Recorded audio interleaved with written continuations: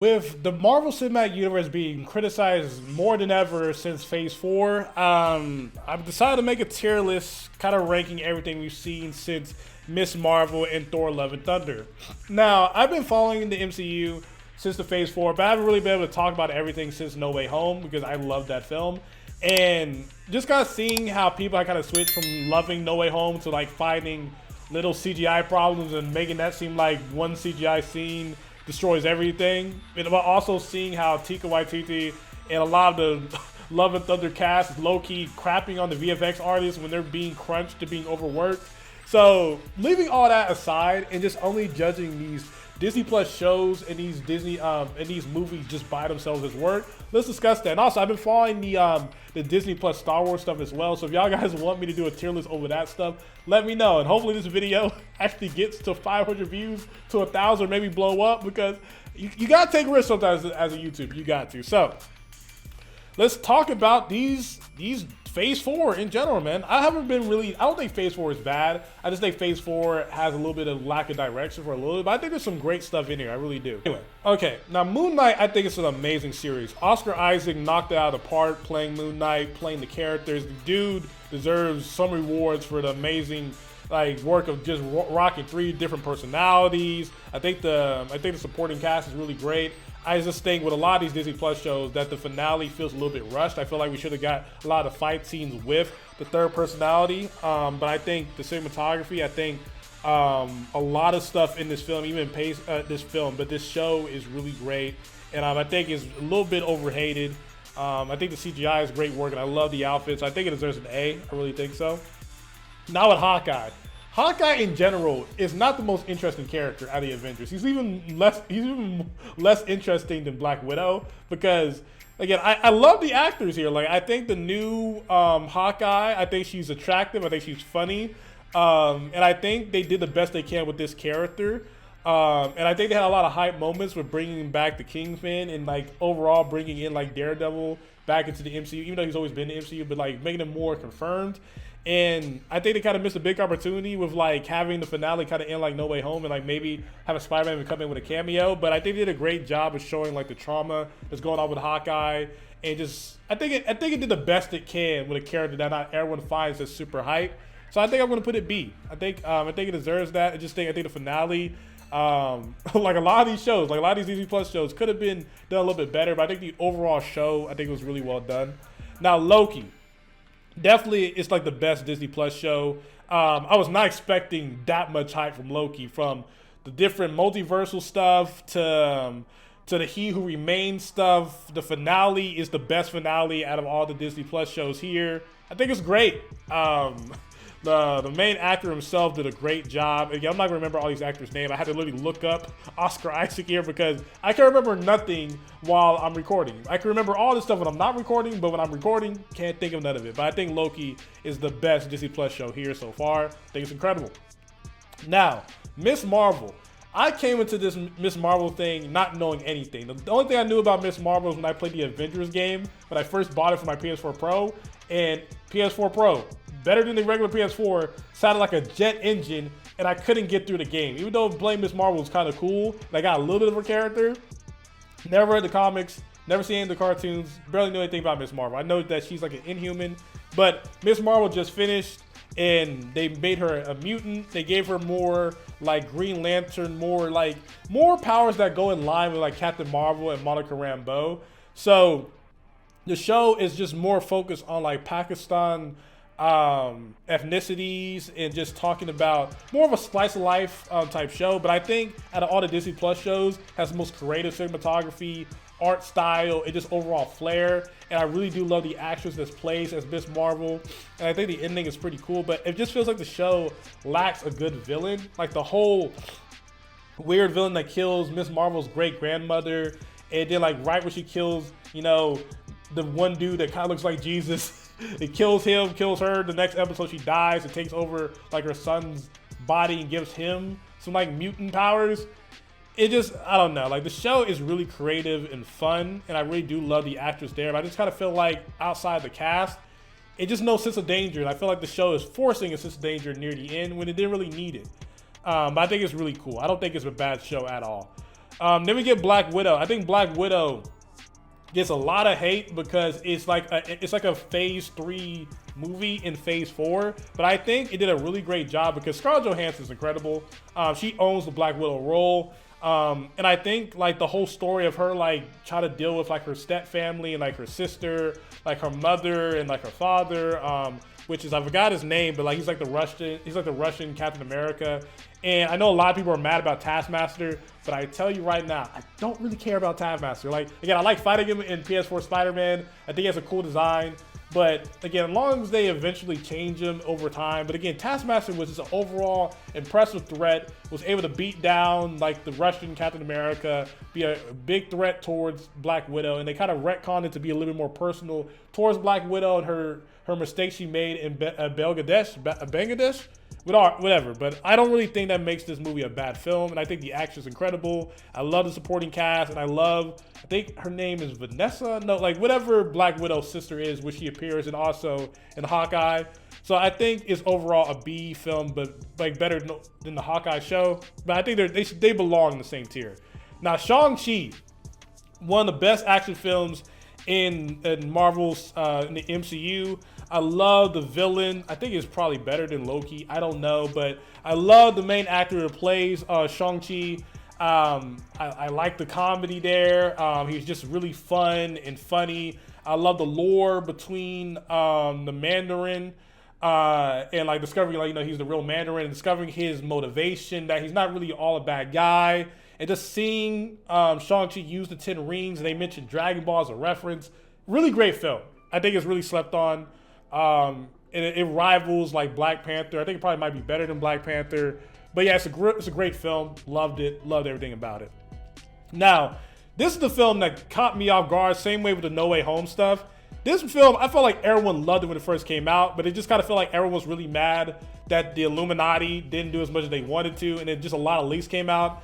But Doctor Strange Multiverse of Madness, I think, is an S-tier film. I think it's better than Shang-Chi. I love what they did with Doctor Strange and him, like, because a lot of people say, like, the What If episode is better than the entire film. I highly doubt that. I love seeing Sam Raimi come back and do this. I think Scarlet Witch is an amazing villain. And I love the Illuminati. Again, most of the Illuminati, I'm glad they brought him in. Like, I love the actor they chose for Mr. Fantastic, even though they're probably not going to bring him back, which is very unfortunate.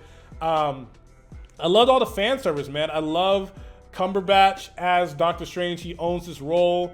The CGI has a little bit of issues there, you know, with the third eye stuff, but I think the finale is great, where we just feel so sympathetic for Scarlet Witch, and I think she's one of the best villains or anti-heroes in the MCU. She's one of the best heroes in the MCU. She's one of the best villains in the MCU. She's a very great character, and overall, I just love the action sequences, the multiverse stuff. I think it's really good. I think it's a really good movie. I just think people are so stuck on, like, you wasted a character, when a lot of these characters are multiversal stuff. We've seen Professor X die like 3 times in the Foxverse. Yes, he dies again. Surprise. And Monica Rambeau and everyone, they lose because Scarlet Witch is one of the top 10 strongest people in the MCU, not counting, you know, the Celestials and different things like that we saw in Thor: Love and Thunder. So, but yeah, I think it's a great film. Now, Falcon and the Winter Soldier was a great show for me personally, you know, as a black man. And we all kind of knew what it was, that it was just leading into Falcon turning into Captain America. I just think that the villains was kind of rushed because they couldn't do the pandemic storyline. And some of the fight sequences are kind of overdone. And like some of them is not as clean as cut. But I do love, like, you know, the evil Captain America stuff where him like actually killing someone. And I love like the dynamic there of him like eventually like, you know, trying his best to work through it. I love how they show, and forgive me because I know the guy's name. He's not the black Captain America, but you know, he's one of the first super soldiers who also happens to be black. They show his like story and how he was mistreated. I think there's a lot of great stuff here, and I love the soundtrack in this show as well. I'm kind of debating if I like it more than Black Widow. I think some memorable stuff in here. It's around the same tier, but I think it's overall still a B. But I do love seeing Falcon in his wing, throwing the shield and everything like that. I think that's a lot of great stuff here. I just think a lot of people made it a little bit too political and not liking the final speech or whatever. Marvel What If. I tell you, I had no expectations for this. The cool, I love seeing Captain Carter and all the little stuff there, but when they start getting into, Doctor Strange, like dealing with the loss of like his love and trying his best to get her back and breaking all types of rules in the multiverse and eventually like losing his way, and then that Ultron Vision stuff as a power scaler, and overall when Ultron looks and breaks the fourth wall and says, "You hear me? Who are you, bro?" And when he fights the Watcher, breaking through universes, incredible. The finale, you can feel how you want to feel about it, but I think What If surpassed a lot of expectations I ever had.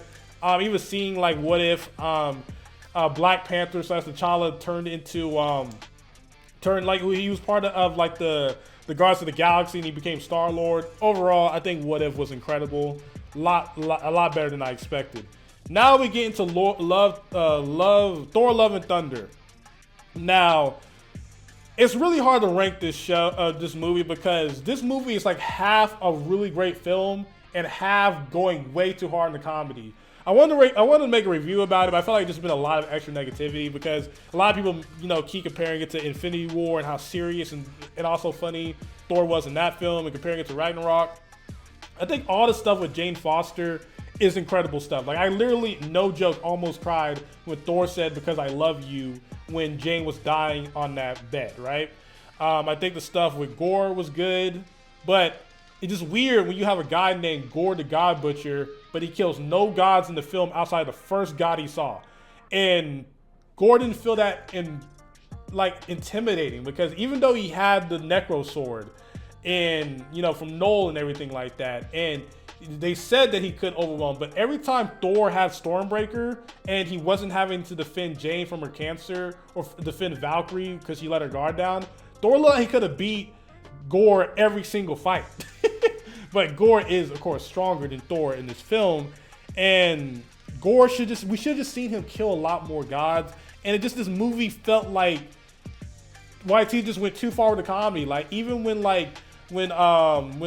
Thor was checking on one of his old friends when she lost her arm, they could have taken that seriously, but she's like, "Oh, I want to die in battle," and Thor makes a joke talking about some like, "Hey, you're not going to go into Valhalla because you're technically going to die after the fight." Like, there's some jokes that were funny, but it just felt like this movie if they just would have took it more seriously, because you're dealing with a cancer plot, you're dealing with Gore who's killing gods and lost his children, and just dealing with a lot more darker stuff. I feel like it's just a lot of missteps there. But I don't think it's a bad film. I don't think it's a bad film at all. And I think after Thor talks to Zeus, I feel like he's a lot more of the Thor that we wanted, a lot more serious, and taking this stuff more seriously. I just feel like next film, when you bring back Thor, just have him act a lot more like Infinity War Thor. He doesn't have to be dark and brooding, and he doesn't have to be over the top like comedy as he was in this film or like later in Endgame. But even in Endgame, when he picks up Mjolnir again, that was a beautiful scene when he says, "I'm still worthy." I just think they went too far in the comedy, but I think a lot of stuff they took seriously and the semi-serious stuff really saves this film, and I think it deserves A. Now we got the Eternals. Now the Eternals is weird because I just think the pacing is way too long. Like the story is just, way too slow. I think the twist of having Icarus be the final villain is great. I think all that stuff is cool, but man, it's just this movie just too long. I can't rewatch it. I think the stuff they try to tackle in this is great, but it's just if it was shorter. The cinematography is probably the best cinematography in the entire Phase 4. And I know people try to pick out CGI problems with Black Widow and all this stuff, but like I think it's a great looking film. This is too long. I feel like some of the characters are just undercooked, like Gilgamesh and other people like that, where they really didn't do much. Yeah, I don't know. I just think it's the weakest out of all. Not a terrible film. I just can't rewatch it because how long it was. Now we got WandaVision. WandaVision is slowly being slept on as the years go by. When the pandemic first happened and we're just not knowing what's going on in this show, it was incredible. Learning like what is Wanda doing, how she's messing with the reality warping, and just the finale overall. And I don't mind the finale. I think the finale of like Vision versus White Vision is cool. I think it's really cool. Like this whole hatred of big CGI fights, I don't care as long as the CGI fights are cool. Granted, the Eternals kind of went a little bit crazy with it. Not gonna lie, I think the Eternals might be better than Ms. Marvel. I don't really know. It's really good. Again, none of these are bad. Okay, don't get mad at me. None of these are bad. But yeah, I love WandaVision. I think WandaVision was a great time. I just think Loki slightly surpassed it. because I love Loki's relationship with his friend, the guy who voiced the Queen from Cars. And then we got No Way Home.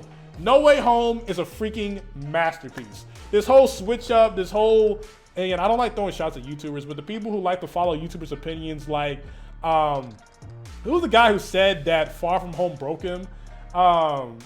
It's something films. High Top Films, and those type of people who like to overly criticize the MCU, and people who are trying to, or over criticize MCU Spider-Man, and the people who are trying to make it seem like Toby and Andrew carried this film.